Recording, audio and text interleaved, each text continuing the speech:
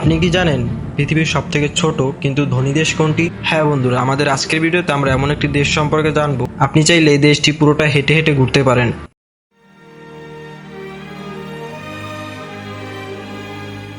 Nauru পৃথিবীর সবথেকে ছোট দেশ। এর আয়তন মাত্র 21 কিলোমিটার।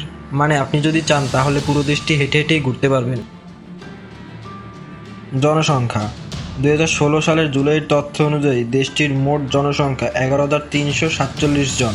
যদিও দেশটির জনসংখ্যা পূর্বে বেশি ছিল। 2021 সালের রিসার্চ অনুযায়ী নাউরির মোট জিডিপি 132 মিলিয়ন। ঊনবিংশ শতাব্দীর শেষ দিকে জার্মানি এটিকে দখল করে নেয় এবং প্রথম বিশ্বযুদ্ধের পর অস্ট্রেলিয়া, নিউজিল্যান্ড ও যুক্তরাজ্যের প্রশাসিত এলাকায় পরিণত হয় নাউরু। কিন্তু এরপর যুদ্ধ চলাকালীন সময়ে জার্মান এটিকে দখল করে, তবে যুদ্ধের শেষে এটি আবার অধীনস্থ প্রশাসিত এলাকায় পরিণত হয় এবং 1968 সালে পূর্ণ স্বাধীনতা লাভ করে।